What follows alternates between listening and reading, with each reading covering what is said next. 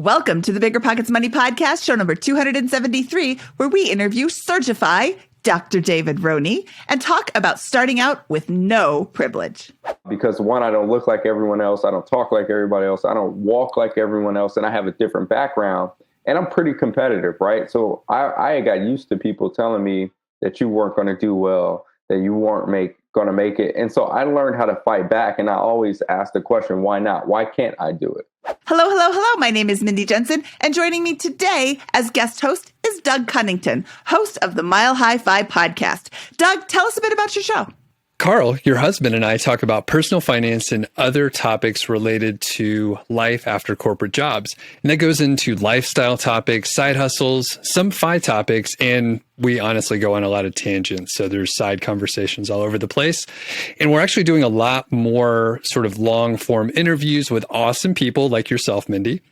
And some of them go on for over an hour. We've also talked to JL Collins, Alan and Katie Donegan, and we've even recorded a live panel with Mr. Money Mustache, Alan, and Carl. Yeah, your show is a super fun listen while also sharing financial insights. I really like it.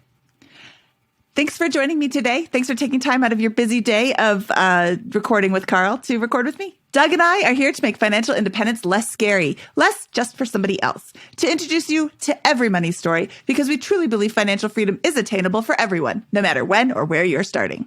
Whether you want to retire early and travel the world, go on to make big-time investments in assets like real estate, or start your own business, we'll help you reach your financial goals and get money out of the way so you can launch yourself towards your dreams. Doug, today's guest is a Naval Academy graduate, a two-sport NCAA Division I athlete. He's an applied mathematician, a cryptologist, a cybersecurity specialist, and a robotic general surgeon, all before the age of 35. Yeah, me too.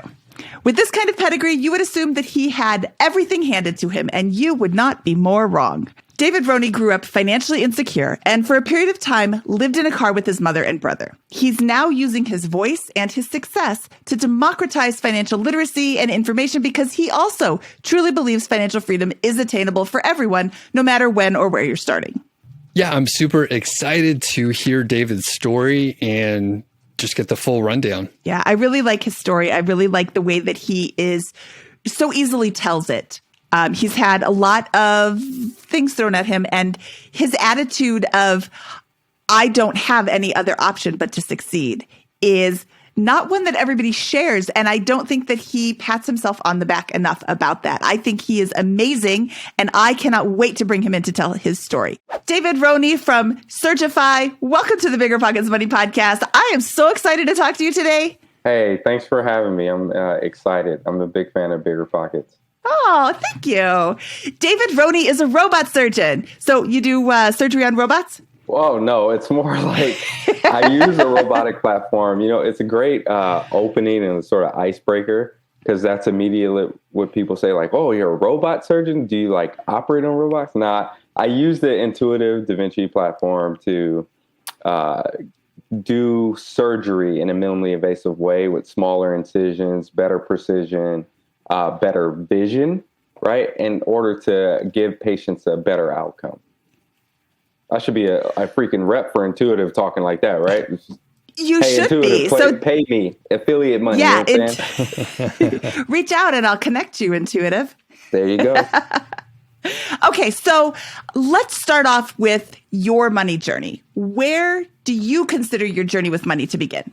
So I'm different than a lot of people. My money journey starts off from trauma, right? So like I grew up, and my first money memory, you can say, is really of my mom bouncing checks in order for us to eat, right? So I grew up super, super humble beginnings, including having to live in a car for a significant period of time with my brother and my mom and her abusive boyfriend.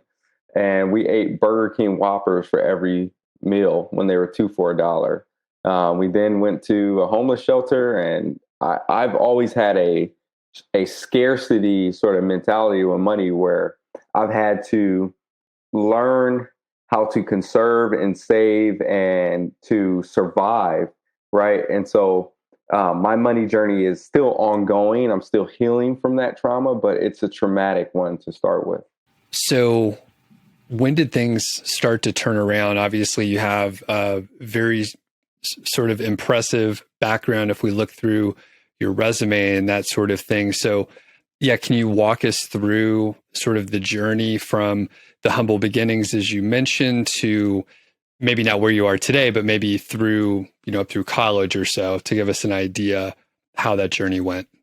Well, it's like I say, this was not necessarily intentional on my part. It was a series of steps on just trying to survive. When you grow up in poverty, especially looking the way I look in the neighborhoods that I grew up in, you get counted out a lot, right? So like people didn't encourage me to go to college. I didn't even know I was smart to like really almost about 9, 10 years ago. And I sort of just continued to just try and get to the next step, get to the next rung in the ladder. So when we left the homeless shelter, my mom, who was, God rest her soul, bipolar, as well as a bad diabetic, she would go in and out of the hospital. So like we spent a lot of times, me and my brothers, with random strangers living on their couch or living in random houses in order to just get by. Eventually, I started to grow a little bit and I came into my own as a basketball player and I started getting recruited. And I managed to make it to the United States Naval Academy on an academic or athletic, whatever type of scholarship you want to call it. But I was a recruited athlete to come play basketball there. That was a life-changing moment for me because the only reason why I went there is because they guaranteed me how much money I could make in 4 years when I was done, right? And so when you're telling a kid that is struggling just to buy clothes, pay tuition for the private school I had to go to in order to even graduate high school on time, right? Telling them that, hey, I can give you this guaranteed money. Anything looks good, right? My mom never made more than $24,000 in a single year in her entire life. And here I am, they're telling me, oh yeah, you can make $42,000, $45,000 right out of college. I thought I was going to be rich. So that gave me a launch pad to sort of take care of my family. And that was the whole thing, was I made my grandmother a promise that I was going to take care of my mom and my brother. And so I just kept fighting towards that, inching a little bit further. Once I got to the academy, I started that blinders, right? Because the ignorance is bliss, right? I don't know anything outside of what's in front of me. So the blinders start to come off a little bit because one, I don't look like everyone else. I don't talk like everybody else. I don't walk like everyone else. And I have a different background. And I'm pretty competitive, right? So I got used to people telling me that you weren't going to do well, that you weren't going to make it. And so I learned how to fight back. And I always ask the question, why not? Why can't I do it? Right? So I got to the academy and I started looking around because I validated some very hard courses. And then I got to take a class, biology, as a freshman, as a plebe. And I'm looking around, there's like juniors and seniors in there. And the professor asked, well, what's everybody going to do with their life? Right. And I'm sitting there looking around like, I don't know what I'm going to do in my life. I just want to eat, have some clothes on my back, be able to take care of my mom, yada, yada. And people are talking about, I'm going to medical school, I'm going to dental school, I'm going here. And I'm looking around like, man, am I in the right place? So afterwards, I went to an advisor, was like, hey, people are saying that's a class for doctors and dentists. So I was like, can I be a doctor? And my professor was like, you absolutely can. So I was like, okay, I'm going to be a doctor, right? Again, people didn't believe that I could do it because people from my neighborhood don't become doctors, right? And so I just kept inching forward. But the whole time I had zero financial literacy, zero, right? I was the poor black kid that was playing on a team with people where their parents can go to games, their parents can fly to these NCAA Division I games, and I'm trying to keep up with them. So I'm like racking up credit cards left and right. And eventually, I had a coach that came up. So sorry about that. Had a coach that came up and who I looked at as a father figure. God rest his soul as well. He turned out to be an advisor for Primerica. And he was like, hey, you know what? You're messing up your money. I used to listen to him. Anything he said, went. He's like, you're messing up your money. He put me on an allotment. So I was only living off of $50 a month at one point as a college student. If you can imagine trying to take a girl on a date with $50 a month, and he locked up all my credit cards too. I had like so many credit cards, low limits, just very, very bad for you. Like anytime you walk to the airport, I was signing up for a new credit card and I rack up the debt. And so he set me up with an allotment for a Roth IRA. And then I started getting the statements like, oh man, what's this thing called compound interest and all this stuff. And I was majoring at the time. I switched from chemistry. So I'm like doing the formulas and stuff like that. Like, oh yeah, that's pretty cool. Like I'm making money. So I started putting more money in there. And then when I graduated, I had a pretty significant sum for somebody who basically started with nothing. I had saved quite a bit. And the financial crisis starts, right? This is around 2007, 2008. Financial crisis hits. And man, my money started to tank. And I'm like, what is going on here? Like, this isn't supposed to happen. Like, it's supposed to go up, right? It's not supposed to go down. And so I called Primerica, was like, hey, I just want to know why I can't put more money in because this thing says it's closed. Like, what does that mean? And they were like, well, you should probably talk to your financial advisor. I was like, well, my coach doesn't work for you guys anymore. And I was like, he was taking care of all of this. I didn't ask any questions. He had my best interest in mind. And then the customer service person or whoever it was just like, well, you need to get a financial advisor. I was like, well, can you guys assign me one? They told me I didn't warrant getting a financial advisor. And it pissed me off again, right? And I was like, well, you know what? Fine. Tell me what do they read? And they told me to start with the prospectus. I started with the prospectus. And I'm reading through this thing, and it's all jargon filled. And I realized I don't know enough. And so I'm having to look up all these words. And so then that started this journey of me consuming all the knowledge that I could to read the same stuff as financial planners and financial advisors, investment advisors, so I can learn. So I never have to worry about someone telling me that I'm not good enough anymore. So that started that fire in me to really make more, to do better. And then I never worried about whether or not I was going to make a lot of money, because I figured if I always took care of people and I was living for service and taking care of others, that God would always take care of me. And so that's the route that I took each time. Okay, lots to unpack there. First of all, that breaks my heart that nobody ever encouraged you. And you said I didn't even know I was smart until 9 or 10 years ago. What are you? Hold on, I got to get my notes. You are a mathematician, cryptologist, cybersecurity specialist, robot surgeon. I'm sad that those things don't tell you that you're smart. But again, when you are younger and nobody is encouraging you and you're not hearing people say, yes, you're smart. Of course you're smart. Look at how smart you are all the time. It can be really hard to believe when other people start later on in life. Well, I mean, you got to imagine a lot of the spaces that I go into, I might be the only African-American in that space, right? When I was a cryptologist, there were 2 young African-Americans and they kept us separated, right? And so like, I'm always in a space where I'm like, man, am I supposed to be here? Right? Am I good enough to be here? The reality is when you first get in that space, that's what you're going to think. But then afterwards, you look back and was like, the reason why I was there was because I was very, very good. But that takes time to learn those things, right? And I grew up in a situation where I associated people with wealth to be better than me because I had nothing, right? Like I was a freshman in high school that showed up with a tweed suitcase that I got from the thrift store to wear as a backpack. So I'm carrying this 50-cent old school 70s style porn-esque type suitcase, right?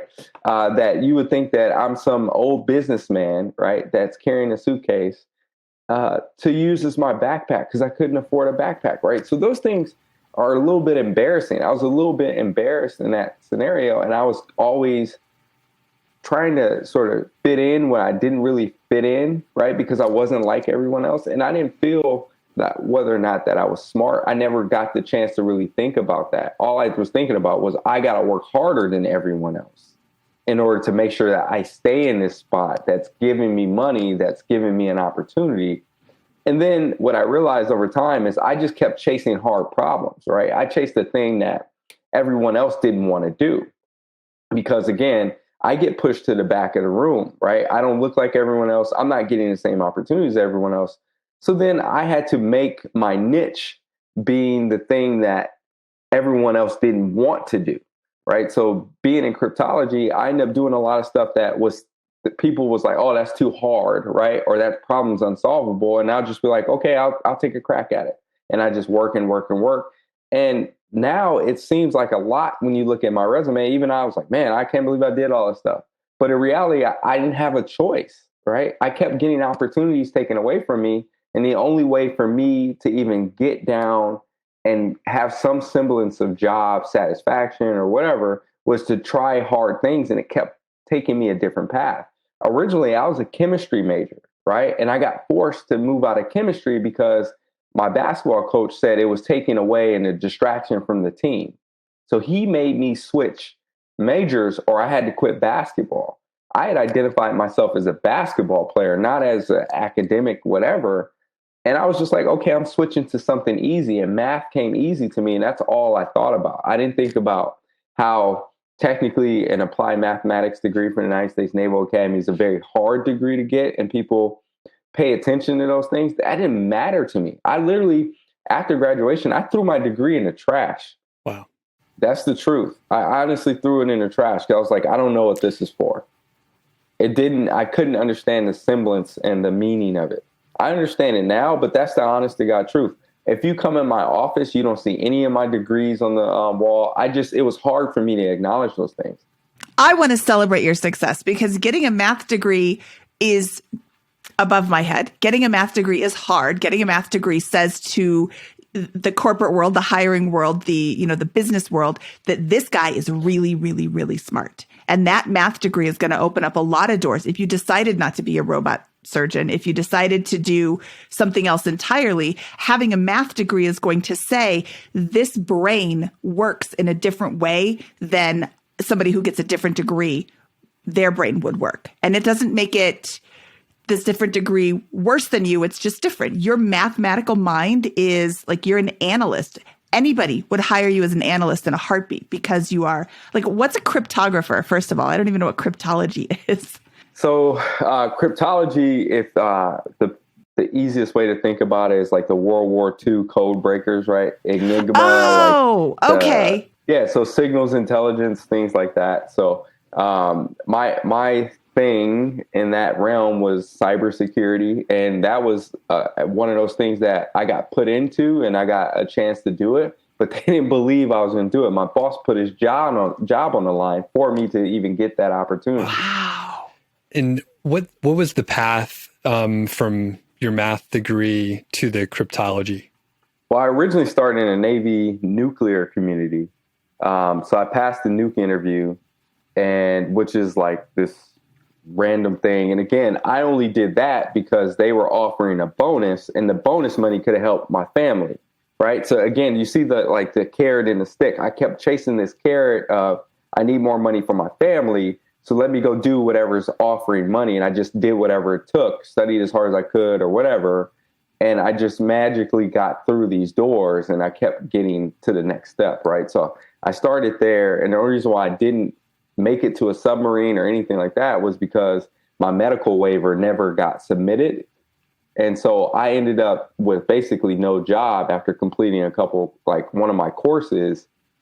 And I got the option to either get out or go do this thing called cryptology, which they told me it was just cool math stuff. And I was like, okay, I know math. And let's go do some cool stuff. See. Was it cool math stuff? No, not at all. Not till the tail end of what I was doing before I went to medical school. It was no cool math stuff. It was a lot of cool stuff, just not cool math stuff.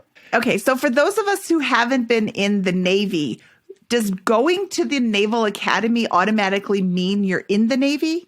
Yes and no, right? It depends because the Navy, part of the Navy is the Marine Corps. So you either go in the Navy or Marines. Primarily, you can petition to go into the Air Force or Army, but majority of the graduates go either way. So are you currently in the Navy or the Marines?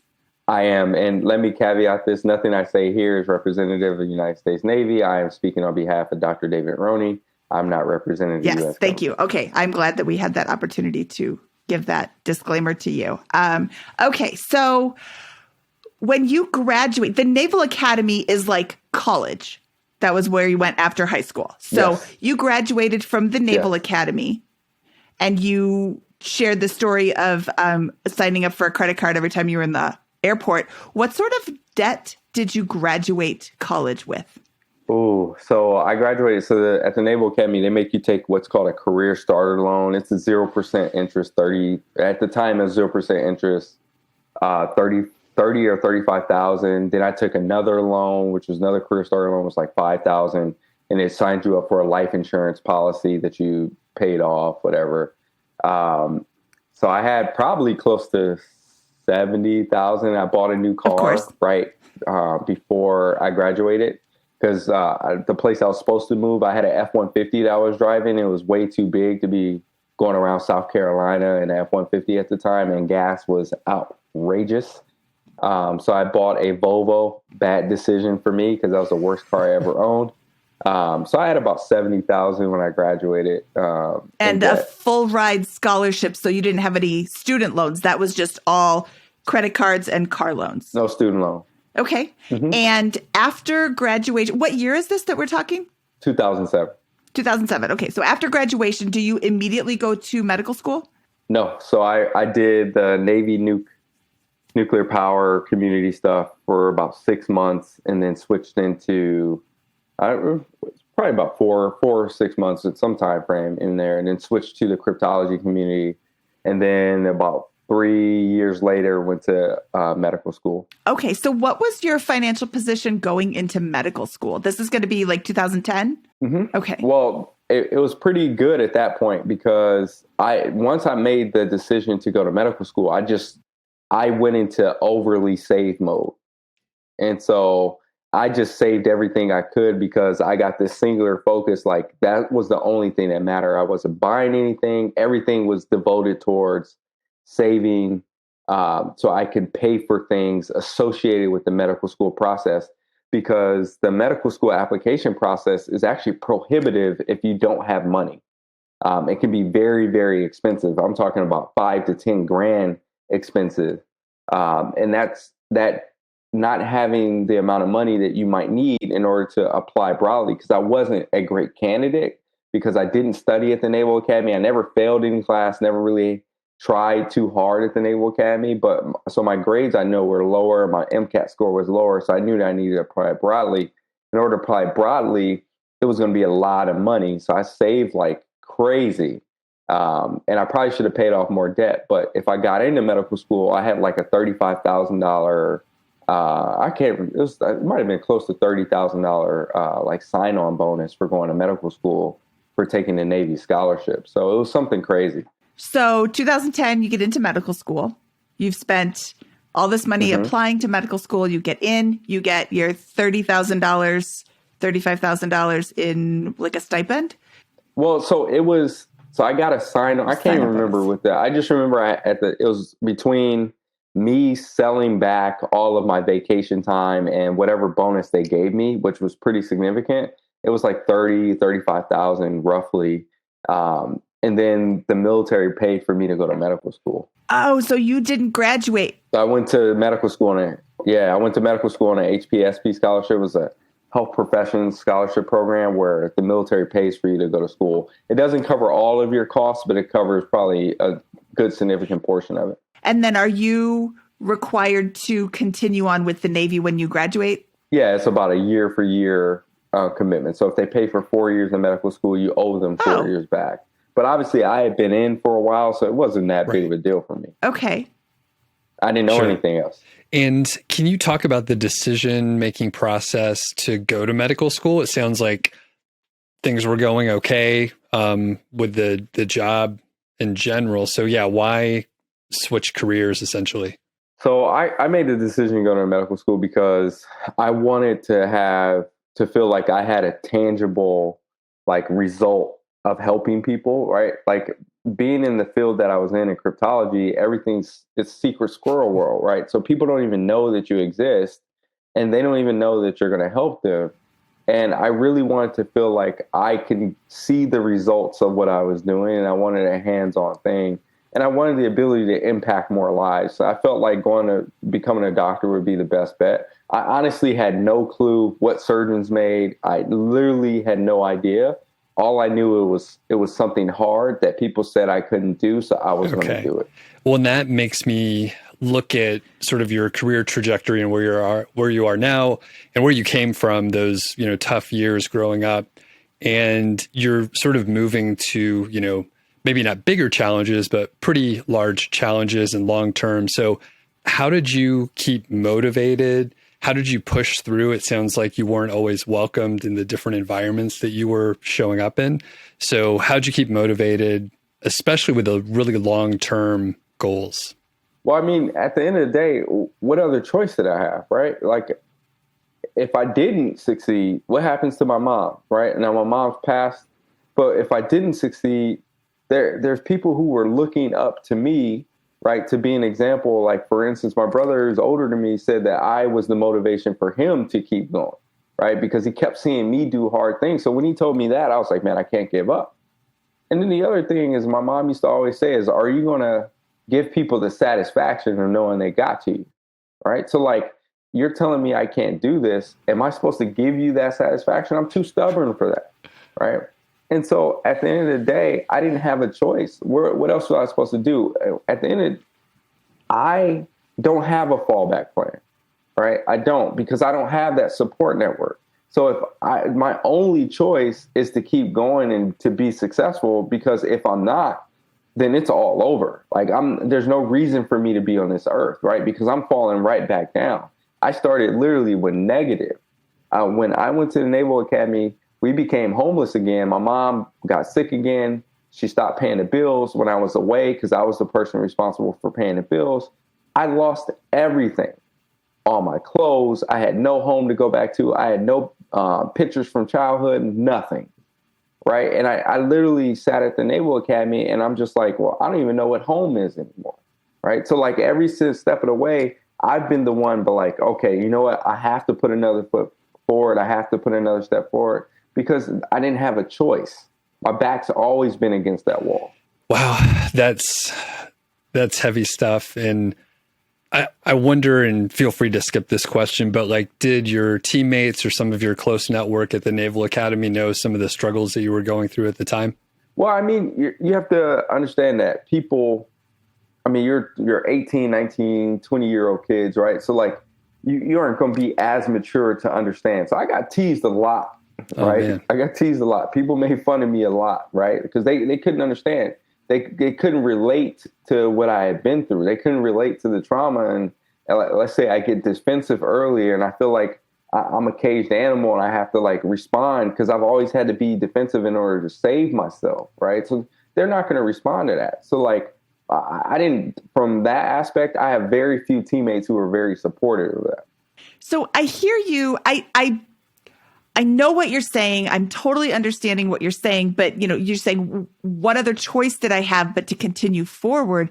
There's a lot of people that give up. There's a lot of people who could continue to go forward, and they're like, never mind. Life's just going to kick me in the teeth, so I'm just going to let it. And I'm saying that to kind of celebrate you and celebrate your will and your determination and your motivation, and you continue to move forward, because that isn't the story for everybody. And I'm wondering if you have come to terms with that yet. Like, hey, I really did great in life, because you really have done amazing. And I'm excited for your future. You've got a lot on your horizon. You're going to just crush it because of this determination, this will, this I'm not going to quit. I'm not going to let them see that they got to me. I'm going to win because I have to. Like, that's a really strong personality trait.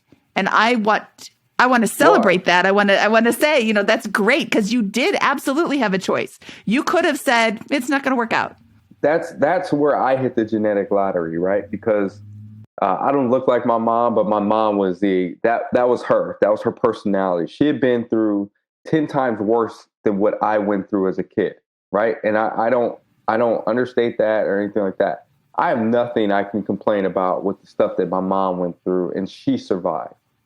And so I may have been born into a situation where we were in poverty, but like I hit the lottery when I gained her attitude, like, well, you know what? You're not going to stop me, right? All these challenges aren't going to stop me.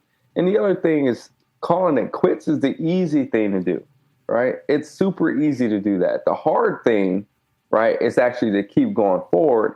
And then what I started to realize over time, there's value in doing the hard thing. There is value in doing the hard thing. Quitting is absolutely the easy thing to do. And that's just, you're reiterating what I said. I'm celebrating you because you have pushed through. And yes, your mother had different circumstances than you, and they weren't as good as yours. But your circumstances weren't as good as somebody else's. And it's very easy to say, well, I guess life's just going to kick me in the teeth and I'm going to be done with it. Yeah, I refuse to be that, right? So like in my house, my kids know the words "I can't" don't get said in this house, right? That's actually a bad word in this house. Considering I use swear words a lot, like that's actually a worse word to like phrase to say. And they know that I'll immediately peek up and like, nope, you're not saying that. Figure it out, right? Because at the end of the day, when it comes down to things, whether that skill of not giving up and doing the hard thing, that translates, right? And what I used to always say is I'm going to try and make myself so valuable, right? No matter what I'm doing, what field I am, so valuable that you're forced to keep me around and forced to pay me. That's an awesome mentality to have, because then your bosses are like, wow, I can't get rid of David because I would have to hire 17 people to do the work that he does. The other thing is I make an effort that every place I leave better. And so if I haven't left that place better, then I didn't do my job and I need to stay longer. Okay, let's get back to medical school. You're a surgeon. That's longer than just going through medical school, right? You have to go through medical school and then surgery school? Yeah, you go through what's called residency. It's so residencies are anywhere from 3 to 7 years. Like neurosurgery is the longest residency you can go through. Originally, I was going to be a neurosurgeon. That was my goal, right? Because my brother said, if it's not hard, I'm not doing it. And neurosurgery was the hardest thing you can do, brain surgery. I'm glad I'm not a neurosurgeon today, right? But the reason why I'm not a neurosurgeon today is because of discrimination. And I got told they didn't want someone like me. Oh, wow. And so despite all of my qualifications, I graduated near the top of my class. I had great board scores, hit all the checks in the box. But the one box I didn't check was I looked the way I looked, and they didn't like that. And so I got pushed down a different path. And so I could have said, know what, screw this. Like this is my dream. And then been mad about it. But instead, I just made my own path. And said, know what, just put me in an operating room. I don't care what happens. I don't care what title you give me. I just want to operate. That's the major thing for me. And so I just took what God gave me and I just kept going. That's got to be really discouraging to be told, no, we don't want you. That is when... It's not the first time. It's not the first time. They told me that at the Naval Academy when I showed up after 2 weeks. They was like, hey, you don't belong here and we're going to do whatever it takes to get you out of here. And I told him flat out, I don't have anywhere to go, and this is the best place for me, so I'm staying. You can do whatever you want to try, but it's not going to work. I love that attitude. So after medical school, which was paid for by the military, what was your financial position? Graduating from college, you had around $70,000 in debt. You were in super save mode to pay for medical school. What did your debt load look like when you graduated medical school? So when I graduated medical school, so I took out, in order to make sure my mom didn't take the burn, right? Because now when I was working on active duty, I had a certain level of lifestyle, and I was paying my mom. I subsidized her, I think $1,000 a month, and my brother was giving her roughly $1,000 a month to help her out because she couldn't work. And so like I had to keep that up. So I took out some loans, right? Because they were a low percentage at the time, 6.8% to me, below 7 wasn't bad. I was like, I'll make enough in the future as a doctor in general to be able to pay these back. So it wasn't a big deal. So I took out loans to make sure that her lifestyle didn't take a hit. I decided to go to medical school, right? Because that was my decision.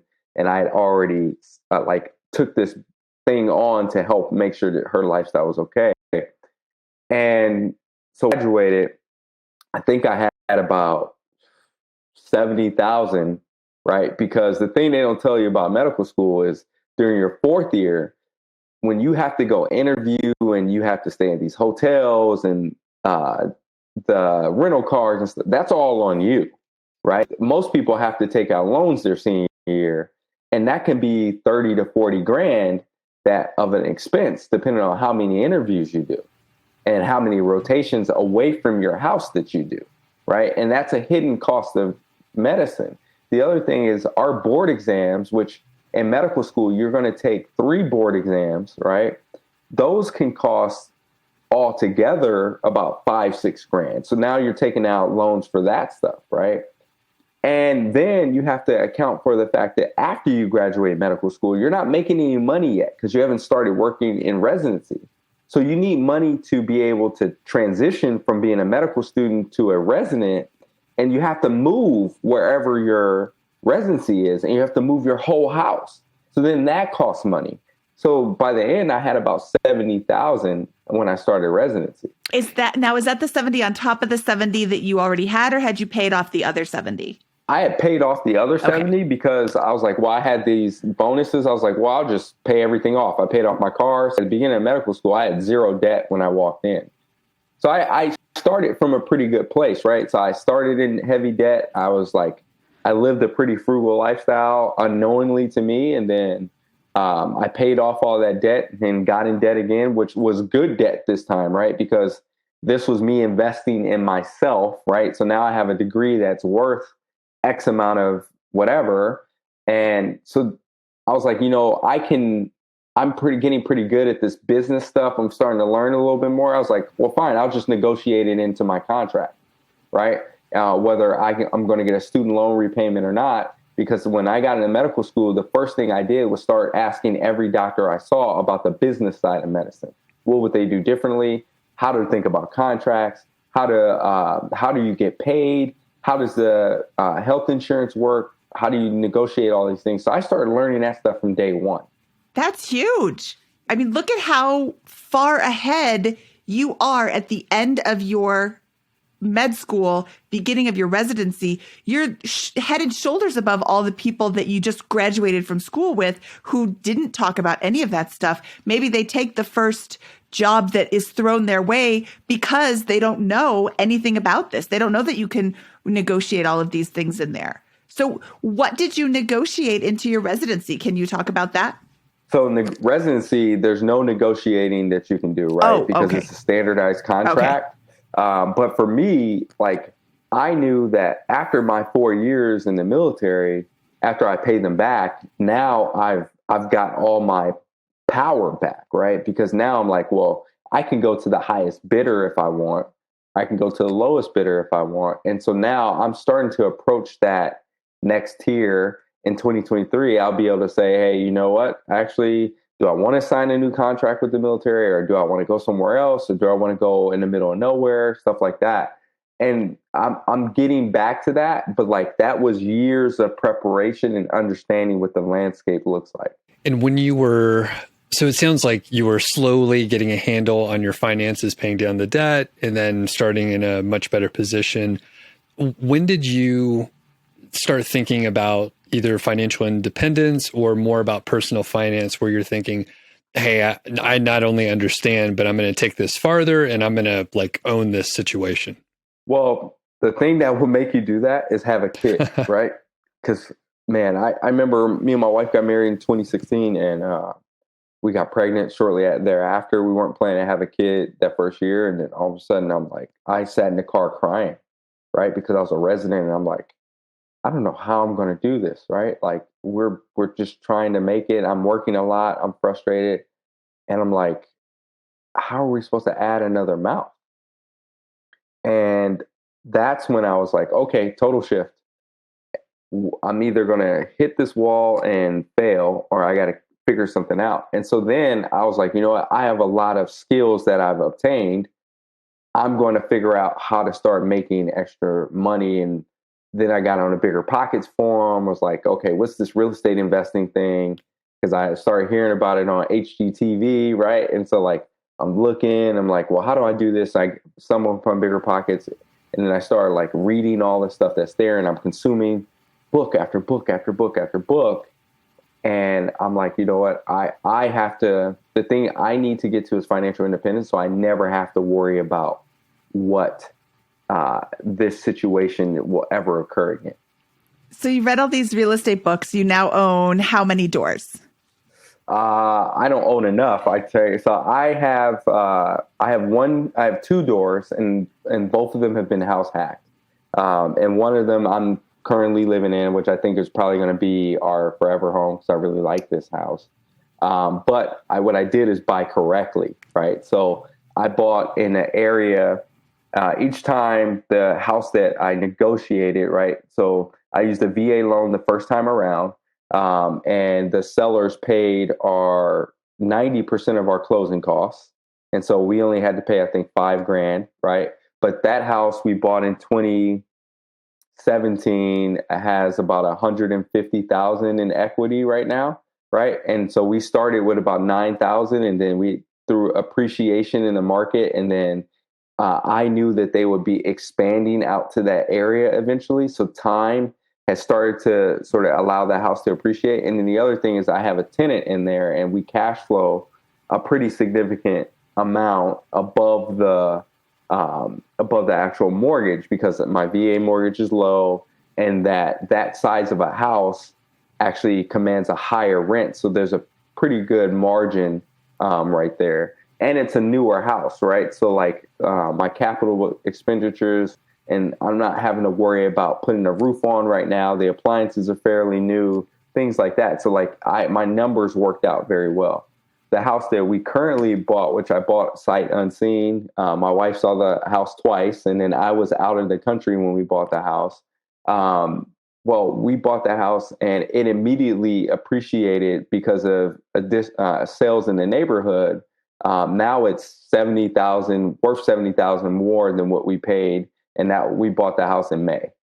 Yes, the 2021 ridiculous housing market that we find ourselves in. What part of the world are we in? You had mentioned South Carolina. Oh, so I'm in Virginia currently. Okay. Right outside Norfolk. Okay, so there's a huge military presence there, and you're still in the military. When do you get out? I am. So we just had Grumpus Maximus on the podcast on episode 253, and he talked about your pension. And if you have been in the military for 4 years of college and 4 years of med school, and you graduated med school in 2014, now you've got, 12 years in? 16 years in? That's pretty good math, actually. So they do a funny calculation where that they give me all of those years for my pay, but they half those years for my service and move my retirement to 2035. Oh. But the kicker is if I make it to that point, I get like 28 or 30 years at retirement, something crazy. And so it actually increases the amount of pension that I would be eligible for. I haven't decided what I'm going to do. I have a couple more months I have to decide by February 28th if I'm staying a little bit longer or if I'm getting out and doing something else. Ooh, okay. So this is, I said it was episode 253. It's actually episode 259 of the Money Podcast, where we talk about pensions. Not every pension is going to be worth it. But one thing to consider, and you're a doctor, so this is, again, like all these different things on your seesaw to consider. One thing to consider with the military pension is you have access to TRICARE, and your dependents have access to TRICARE. And that is enormously huge, except you're a surgeon, so you probably have access to doctors. And my mom's a nurse. We never went to the doctor when I was a kid because all you're going to do is see the nurse and they're going to be like, it's nothing. It's just a cold. You're a kid. Get over it. Like, we went when there was an issue, but it was like, it's no big deal. I had my appendix out and I came home from work and I'm like, Mom, my side hurts. She's like, let's go to the hospital. I'm like, oh my God. You never say that. Like, this must be really serious. So you have access to medical care. I mean, you're a doctor. So maybe that's not such a big concern for you. I'm not sure. There's no bad decision here. right? So like that's the best. Well, that's the best and the worst, because it's so easy to make the decision when there's like, this is great and this one's garbage. I'll make the great decision. Yeah, there's no bad decision here. So I'm just going with the flow. I'm not trying to. It was stressing me out for a little bit because I was like, I'm a person that like tries to figure out what's the next objective, and there's really no. I'm at a fork in the road, right? There's no bad decision. I just have to make a decision and go either way. But I mean, there are some drawbacks, right? Because if I get out and I hate it, do I go back in? Or if I stay in and things change and I'm like, start to hate it, and I'm like, well, it's going to take me another 5 years to get out, right? And so those are just things that I have to think about. But I don't have a bad decision. Yeah. It's whatever keeps my family happiest. That's interesting. So if you get out and you decide that you don't want to be out, you want to go back in. How old are you right now? I don't think we ever talked about how actually. I'll be 37 on Sunday. My birthday's tomorrow. Okay. Happy birthday. So if you're 37, can you go back in? Mm-hmm. Do the age limits not apply to you because you've already been before, or do they not apply to you because you're a doctor?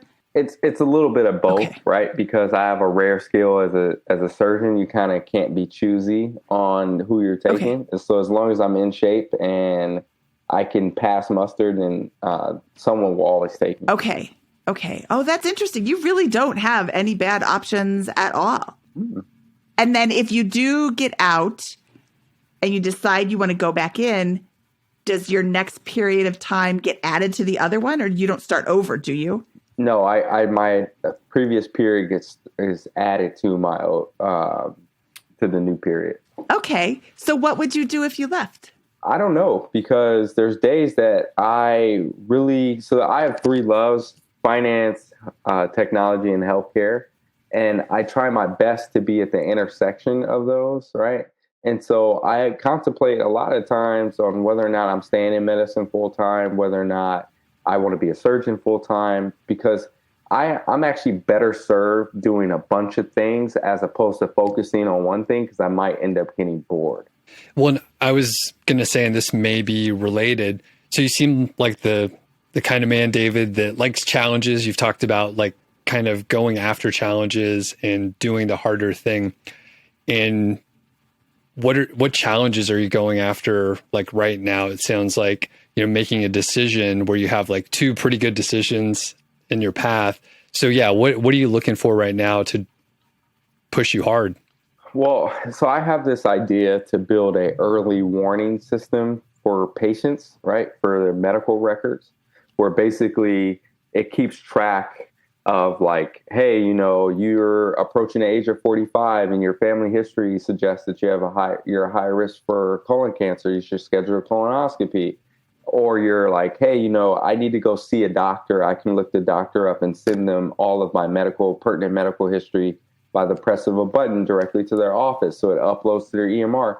Those are like the ideas that I have that I really want to develop, because I think it would. I made this promise when my mother died that I would help as many as possible, because she died unexpectedly from the medical system not being what it should be, in which is taking care of patients and being preventative.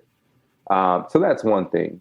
The other thing is I'm tired of the diversity numbers being bad in a lot of fields, right? Like people look at me today and still shut the door on me. And I think it's kind of ridiculous, right? Because after the fact, after they read my resume and they read my bio, they go, oh, well, he's actually pretty talented. But when they look at me up front, they judge me and say, you know what, actually, he's not talented. And I think it's kind of ridiculous, right? I might not be the most talented person in the world. There's probably somebody way more talented than me who's not getting the opportunity. And I think that sucks. Right. So I'm trying to change that. So what I say is all the time, I try and kick down as many doors as I can and leave them open. So that's one thing. And then another thing is the financial literacy aspect, right? I hate the fact that quality financial advice is not affordable in this country. I hate the fact that when I'm a surgeon, you want my business, right? Because I'm a Henry or whatever you want to call me. But when I'm making $45,000, you don't want my business because I don't qualify as someone you're interested in. But the reality is I was full of potential, right? If you would have taught me the things that I knew, right, we could have developed a bond, and I would have never left you because you always would have taken care of me. That's 10 years worth of business and 10 years worth of income growth that they could have had, right? Back then, that maybe if I had a financial advisor, they'd be like, hey, you realize you don't really need to go to medical school, right? Because if I would have just stayed in the path I was on, I'd be retiring from the military in a couple of years from now, right? And I would be 42 years old, starting another career, and I'm already got a government pension, and that's all that passive income that I was always wanting, right? I was already on the path to financial independence, and I had no idea, right? And so those are just things, right? It could have changed the trajectory of where I'm going. So I try and make financial advice, I try and democratize, like truly democratize it, right? So like make sure that people who are like me can get access to jargon-free information that they need to succeed. And I use stories from my life in order to teach people those lessons. I love that. And who could better use the financial advice? The 18-year-old kid who actually has a Roth IRA or the 47-year-old guy with $300,000? You have so much more potential. Look at what your income, and not even your income, look at what your net worth could be if you actually have a Roth IRA when you're 18 years old. It just keeps growing and growing and growing. I mean, it grows faster if you contribute to it every year, but even if you don't, it will continue to grow. You have so many more opportunities because you're 18. You have your financial life in front of you. That's what we're doing here with the BiggerPockets Money Podcast. We're trying to tell every money story because we truly believe financial freedom is attainable for everybody, no matter when or where you're starting, which I say at the beginning of every single show. You know, it's interesting. That Roth IRA was remember I told you, I didn't start that. I didn't know what it was, right? So like my coach was a godsend, was an angel, right? And started that and put me in a hard situation to make sure it's getting funded every month. That paid for my mother's funeral, right? So think about that. If he never did that, my mom dies, I have no money to pay for her funeral. So and then me getting a Roth IRA and learning what that was led me to teaching my brother what a Roth IRA was. And he got the same thing and started investing. So like that, it had a ripple effect, right? And I think those things are extremely important. And those are things that I try and champion, right? And make sure that I'm fighting for those and equitable access. It's funny, you asked me about how many doors I have. I go back and forth with like whether or not I want to really buy apartment buildings or buy commercial real estate. And I'm constantly reading. And I'm trying to just figure out where I fit in the threshold because there's a huge spectrum of these things, right?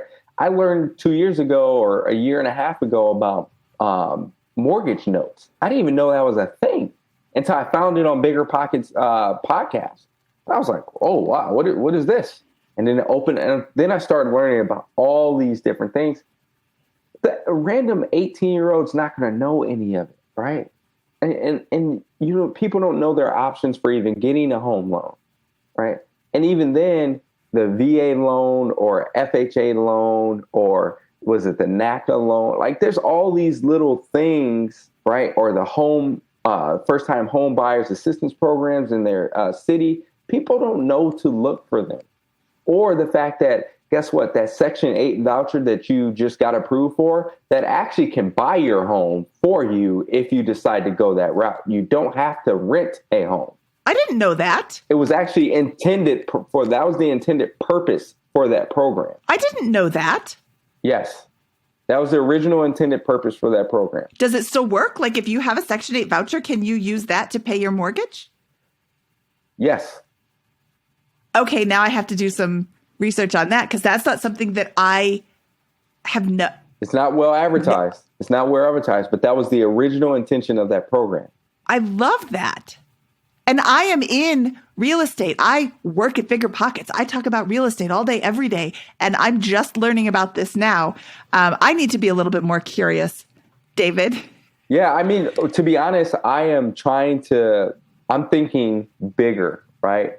And I'm willing to sort of save and invest and wait because I'm trying to learn how to develop affordable homes that I can actually make a positive impact on the community around me. So I've pulled back from the thought that, I just want to develop this mini real estate empire. I'm just going to buy a bunch of single family homes and rent them out. I don't want to do that because I'm like, the people who are going to afford those homes, right? Because now we're talking about, and I learned this from Brandon Turner, the A, B, C, D class neighborhood stuff, right? And so I'm like, I really don't necessarily know if that's a good thing for me to be in, right? Because it's not helping people where I came from. So like, I look at cities like Detroit and I look at Portsmouth, Virginia, and I look at Compton, California. Now, California real estate prices out of control, but I'm like, if I can just go buy a large block of land and develop affordable homes on it, one, I can create some good for them and create a level of profit for me, right? And do both at the same time.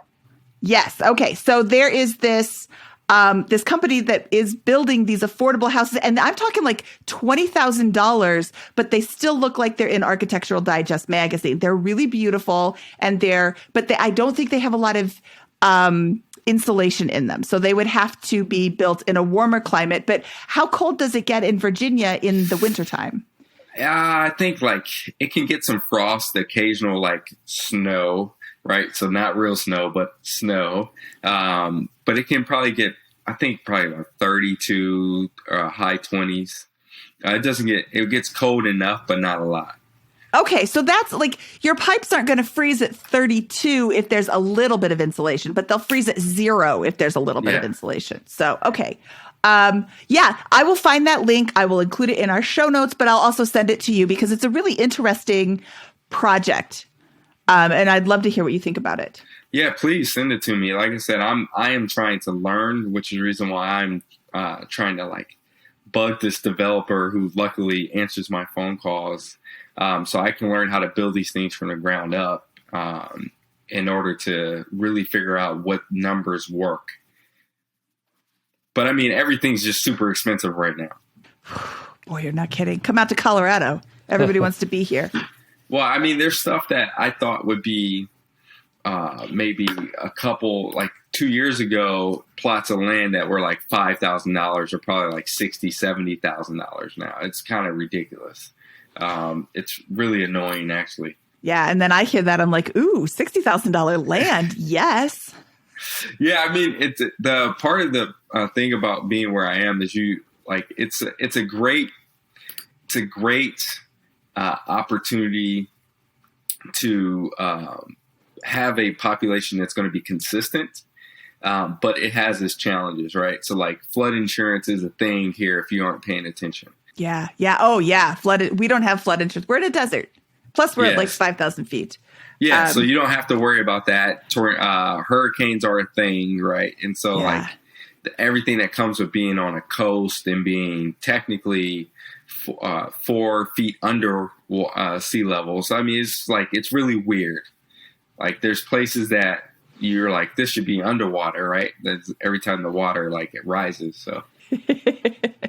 So kind of switching gears just a little bit here, do you have any tips to approach people that might need help with financial knowledge without coming on so strong that they're turned off? I guess, we do a very bad job of teaching financial literacy, right? And we teach with a jargon-filled approach where, hey, what you need to do is you need to utilize this 0 degree or the zero-based budget or this envelope method. And people don't think like that. They think in scenarios, right? Like, hey, I don't know how I'm supposed to pay this bill next month. Hey, I don't know how I'm supposed to add, like me, an extra mouth to feed with what I'm making, right? And so I think there's an opportunity, like let people tell you what their problem is. And if they go and say, hey, you know what, I really want to get a new car. I'm not sure I can afford it. Then sit down with them and say, well, where's your budget? Well, and they're going to be like, well, what do you mean by budget? Well, like, here's a budget. Let's make one right now so you can know where all your money's going, and then help them find the answers, because it's going to be a longer lasting connection, right? If you give people answers, that's easy to go in one year, out the other. They're going to keep that answer as long as they need it, but it's not going to be a long-term memory thing. But if they can form the connections and come to like 2 + 2 = 4 realization, it will stay with them forever. Yeah, that is so powerful. And it's really hard for me to not just be like, here's all the information you need and overwhelm people. I actually did used to do that a lot. And guess how many people retained that information? I think 0. Yeah, I mean, it's something that we all do, right? Because we are finance geeks and we like talking about this stuff, and then we forget that other people aren't the same way.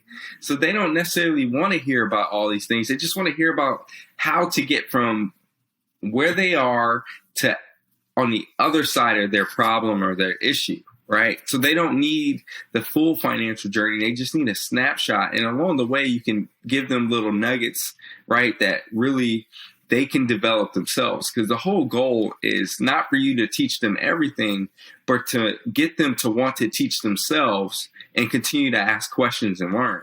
This has been a lot of fun. This has been super, super helpful. And I feel like I was telling Doug, I love your story and I hate your story. I love what you've been able to accomplish. I think that you need to spend more time patting yourself on the back because you really have done a lot. And what was my choice? You could have just quit. There's a lot of people out there with less trying circumstances than you have gone through that have just quit. And they're like, well, I guess it's not going to work out. So you need to spend more time patting yourself on the back and congratulating yourself because you really have done a phenomenal job. But I also hate your story because you've had so many things thrown at you simply because you're African American, and that sucks.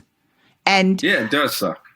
I'm not African American, so I don't experience those same prejudices, and I don't have those feelings. So I don't like it's rather shocking that that's still happening in 2021. I mean, I lived through 2020. It's not that shocking, but it's like, it's still shocking.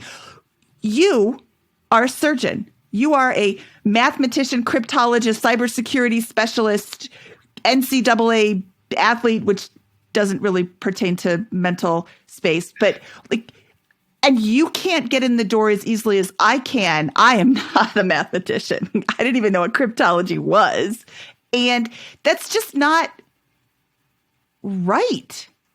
It baffles me actually, because the worst part for me is when I see someone else get an opportunity that I also went for and they have less credentials, right? So I have tons of emails of people saying, oh yeah, you look, your resume is super impressive. You're obviously very brilliant, but unfortunately we're going to go in a different direction because we want to give this other person the opportunity.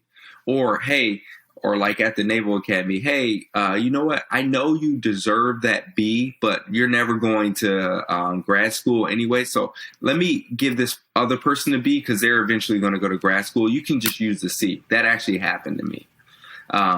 And those are things that happen. You don't have a certain number of B's to hand out. That's what happened to me. You don't just have a certain number of B's to hand out and then you have to give C's. What a bunch of crap. That happened to me.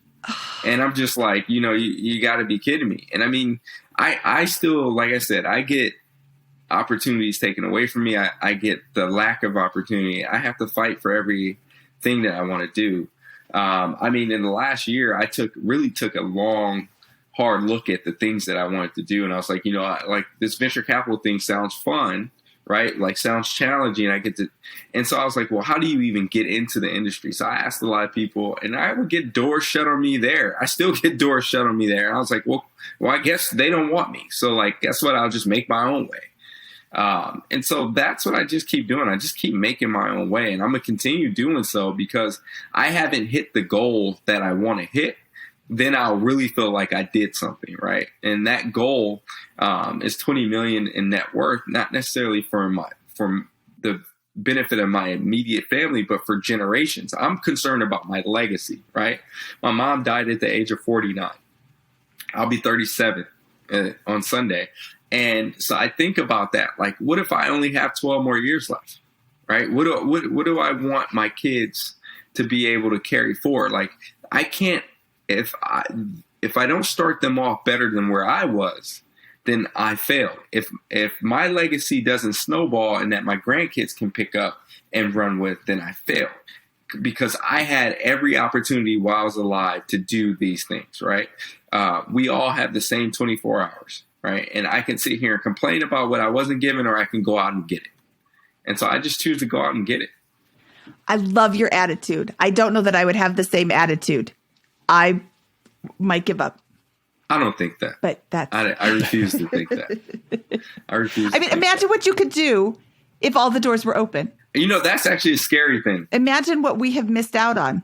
That's actually a scary thing, right? Because, like, my thing is my brain never stops working, right? So, like, I walk into a scenario, and I'm, like, looking and I'm listening to see how I can provide value. And then I start hearing and I connect the dots and I start hearing people talk about problems. I'm like, you know, that problem shouldn't exist. And I run through the scenario in my head, like, that problem shouldn't exist. I wonder if I can find a solution. Then I start like working on solutions and stuff like that. That's how I operate. And that's how I do everything that I do, is I try and find the things that people are saying are a problem, and I try and fix them and provide value.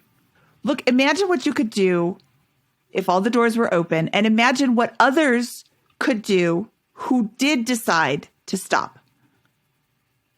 What if we lost because the doors have been closed and nobody helped them? They didn't have the same David drive, and nobody helped them kick down those doors. They didn't have the motivation. It's interesting, right? Because I think about this all the time. When I was in medical school, I did a preceptorship with basically a sort of like, you follow around that doctor to learn what they do and how they do in that specialty. And he's a OBGYN, black man. And the reason he became an OBGYN is because at a time, African Americans weren't allowed to become surgeons. Like, you just couldn't get into a residency, but they would let you into OBGYN residency, right? And so that was the only way they were going to become a surgeon. If they wanted to become a surgeon, they had to go that route. And I think about that, right? And I think about the difficulty I had, and it doesn't make me feel as bad, because I know that could have been the same scenario that I was in. And so it makes me change my mindset. Someone always has it worse, right? I remember after going through all the crazy stuff that we were going through as a kid, I remember I had a friend whose family escaped South Africa during apartheid, right? And so he would tell me all these stories, and I'm like, man, you know, I didn't really eat the past couple of days, but like, you went through a lot. Like, I'm not doing that bad, right? Because I was born in the US. And so I try never to complain about that, because someone always has it worse than you. That's true. But there's always somebody that's better too. And it just sucks. And I'm sorry that has been your experience. And I am absolutely delighted that you have this David drive. I'm going to call it that now. Your David drive that won't let you quit. Yeah, I mean, I'm just trying to learn. And sort of a side note here, it kind of reminds me of David Goggins a little bit. I've listened to and read his book. And do you get that every now and then, David? No, nobody brings that up. But first off, the guy was a Navy SEAL. His story is amazing, right? And I think he's a nutcase when he's sitting there running those long marathons and talking at the same time. That's just crazy. Like, I'm not that type of person, right? So, like, I will happily watch you run a marathon and drink some juice or something like that to the side and wave at you. But I'm not doing all that crazy stuff. But I think certain scenarios create like a fork in the road for you, right? Like, each time you get a decision point and you get to say, I'm either going to quit or I'm going to keep going. And then you get to the next hard thing. I'm either going to quit or I'm going to keep going. And then you get to the next hard thing. And then eventually the hard things don't seem that hard, because you've already moved mountains to get to where you were, right? So people always ask me, what's the hardest thing you did? I said, getting to the age of 17. Right? Just surviving was the hardest thing I ever did, right? I was a kid and our house got shot up during a drive-by on Christmas night, on Christmas Eve, going into Christmas morning. And I can still remember the bullets, how they feel to fly across your head, right? And I stood up and my cousin pulled me down to get on the floor, and the bullets are flying. And I can feel the heat of the bullet going across my head. And so people ask me, what's the hardest thing you've done? Just surviving to that point. So what I do now, it's cake, right? It's not hard, right? It's not like someone's trying to kill me, right? Is it bad? Like, does debt suck? Oh, it sucks every single time. But the reality is what is it gonna kill you, right? If they don't get their money today, is it gonna kill you, right? The reality that people don't see is that whenever you're in debt, the people just want some money, right? So just ask them, how much can I pay you that you stop bothering me for a little bit? And that will take some of the stress off of you, right? And I think we need to sort of understand that everything can be a negotiation. You can figure things out, interest, whatever. Like, think about just real estate in general, right? If you have a tenant that is not, the only time you're really going to get upset is if they're paying zero, right? You can understand if they hit a rough patch and you're like, hey, this month I can only pay you this. Well, if they're paying you something, right, it may not be all of it, but if they can at least cover majority of your expenses, you're okay. It's not like you're going to be super upset. And then they're upfront with you about it, right? So then now you're like, you know what? Actually, I kind of like this tenant. They don't really give me a hard time and they're very honest. I'm going to work with this tenant. The ones that you have a problem with and you're going to have a problem with are the people who won't say anything and they're ashamed of that debt. And they're like, well, I just can't pay you because you guess what? You already have money on this house. Like that's not bad. That's not good mentality either, right? So like, but that's part of financial literacy and understanding, like, there's good debt, there's bad debt, and debt happens to us all, right? I'm not debt free. I'll tell you that 100%. Not debt free. I still have student loans, but I also know in 1 year I can sign a contract that's either that pays me 120 grand right on the spot, or I can go negotiate a contract with someone else to pay off my student loans right away. So I don't really care, to be honest, because I don't worry about what the public service loan forgiveness is happening, because I don't bank on someone else to come save me. I never had that. I'll save myself. Oh, I like that.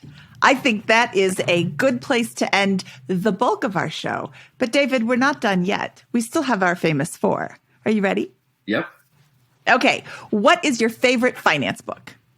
The Intelligent Investor. Ooh, Benjamin Graham? Benjamin Graham. Nice. That book I come back to. It sits by me. It's like my Bible. It's always somewhere near me. That is that book I read all the time. What was your biggest money mistake? Man, I made a lot of them. My biggest money mistake, there's a 1A and 1B. So the biggest one I made was the credit cards, right? Because when I got at the Naval Academy, I had all that credit card debt. I had no idea what credit was, like your credit score, and I had a 520 credit score and couldn't get an apartment. Like, that was really terrible, right?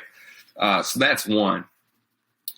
Two was not understanding what a car meant to me and buying the wrong cars, right? So I bought a certified pre-owned Volvo coming out of Naval Academy because I was told that I couldn't afford a BMW and I needed to be sensible. And then that car, I got a car loan. It was $18,000.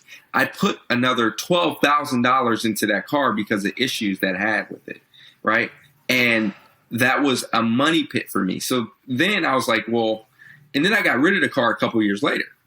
I was like, looking back, I'm like, I don't really keep cars. Why am I doing this? I'm just going to lease them because guess what? They're new every single time. They should have low maintenance issues, and I shouldn't have to be sinking money into it. It's a fixed cost for me now. What is your best piece of advice for people who are just starting out? Invest in your present and then invest in your future. Okay? Keep both of those things in mind. Investing in your present is doing things that bring you immediate value back, right? So like, don't go skimp on that meal that gives you enjoyment if you love food, right? Actually go pay for that. Save in other places, right? And that's how you sort of keep that balance. And making sure that you live in a place that you're comfortable with, that you buy the things that you want that bring you joy, and then save in other places. And then investing in your future is things like, don't be afraid. Yeah, student loans suck, but don't be afraid of them, right? Because if it turns out that student loan is your only way to leverage yourself and leverage your talent and time to get to a place that's going to have an enormous surrounding return, right? If your parents can't afford to pay for you to go to college, but guess what? You're smart enough to go to college and go get that master's degree in computer science, engineering, whatever, go get that MBA. Guess what? And your salary coming out is in the six figures. That thing is going to return and pay dividends later in the future, because now you have an extreme earning potential that you weren't counting on. What's your favorite joke to tell at parties? Man, I'm more of a like a situational joker. You know what I mean? Like I need like the setup from other people. I literally memorize 0 jokes, and I just I've got you. I personally, I'll listen to other people talk, and then I'm like, I'll crack a joke off of that. But I'm not Kevin Hart or anything like that. I can't do that. I've got you. How do most surgeons get so wealthy? I don't know that one. They take a cut after every successful surgery. That is a true dad joke. That is a true dad joke.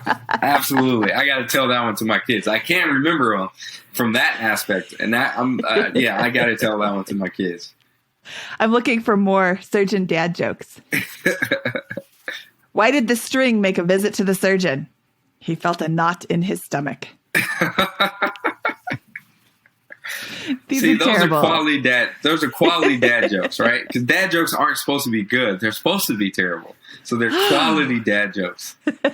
Yeah, those are terrible. Okay, so I initially connected with you on Twitter, where you are surgiFI, SURGIFI, right? Yes. Where and else? Someone sits on that handle since 2012. And so I'm Phi Surgery on Twitter, but surgiFI you can also find. Oh, Phi Surgery. Okay, so Yes. we will link to that in the show notes. But where can people find out more about you? Unfortunately, like if they Google my name, they're going to see stuff pop up. If they go to the surgiFI website, surgifi.com website, and go to About, they can find out a little bit more about my story.